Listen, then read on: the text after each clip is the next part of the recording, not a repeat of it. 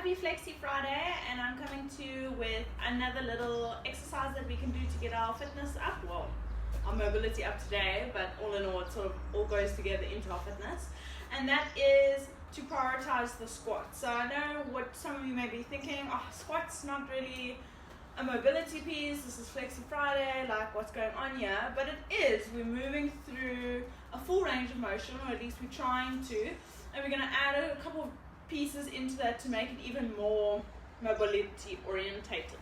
So I've got something super light here, like a book. Don't have anything that can break, like a glass bottle or something like that. You're more than welcome to just use a normal plastic bottle. From there onwards, we're going to lift it up over our head.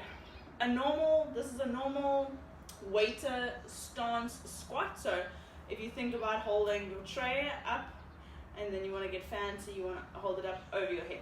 So good squat mobility, good shoulder mobility. It requires you to keep it in line, so making sure that it's not out here in front of us, but indeed in line with our shoulders. And then from there onwards, we're going to sit our hips back and down, and we're going to squat. So I'm going to get my waiter squat up over my head. I'm really going to press up into the shoulder. I'm not going to sag it down here. I want this arm to be straight and activated, so it's going to be really thinking about pressing shoulders up to ears. From there onwards, I'm going to send my hips back and down and get into my squat while still maintaining flat feet on the floor. So I don't want to drive up into my toes. I want to keep my feet flat on the floor, and I want to drive my knees out away from each other. I don't want them to cave in. I want them to drive out and get some nice glute stabilization. So that was a lot. Hips back and down, keep arm up, keep hips back so that feet can stay on the floor. I don't want to hit my chin. So hips back and down, I think about squatting all the way down, and then I come all the way up. I would obviously just try to do that on the exact opposite arm. This is not my good side, so I'll try this anyway. Same thing applied, hips back and down, and there we go. So now obviously that's quite hard. It's really hard to think about keeping this arm up and back. What's going to happen is we're going to concave forward.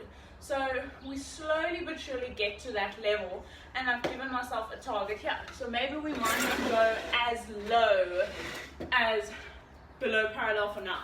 But we're going to keep this, because this is key, keep that arm up overhead. I'm going to sit my bum back. I'm going to get to my target, and I'm going to stand. Obviously, you want to do the exact same thing on the opposite side. Arm out, this arm out just allows me to just sort of stay a little bit more straight so that we don't concave onto that side. I think about sending my hips back, I touch my target, and then I stand. So we want to make sure that this weight, first of all, is light. I know a lot of us are going to be like, but the heavier the weight, the more I can sort of use it to my my benefit. And no, yes, you're right, you can use a heavier weight to sort of push you down and push you into places, but that's not what we're looking for. We're wanting a nice light weight. We want to move through that range of motion safely before adding weight. So that's why you can grab yourself a PVC pipe, you can grab yourself 1 or 2 kilo kettlebells or dumbbells, or whatever you've got lying at home that's 1 or 2 kilos, or like I said, a book, plastic bottle, a bottle with a little bit of water in it to add some weight, but nothing too hectic. We want to get this full range of motion in the safest way possible, and then work our way down. So the lower we go, the more the shoulder movement will pull us forward. We want to make sure that that stays back. So if it needs to be even a higher target, then that's absolutely fine. We can literally start off by thinking about bum back and then stand. Slowly but surely we then get ourselves to a lower target until eventually we can keep our feet on the floor, we can go all the way down and then stay in that nice upright position. And this is an awesome way to obviously have a great carryover to our squatting motions and everything else that we're doing in the gym, as well as getting great mobility in that upright position, as well as some beautiful hip mobility. So this is just a really nice active mobility piece. You can do before workouts, you can do after workouts. when you're doing like a heavy back squat day, you can do a couple in between squats to just make sure everything is sort of happy and aligned and moving. So I hope you have an awesome day, guys. Have an awesome weekend.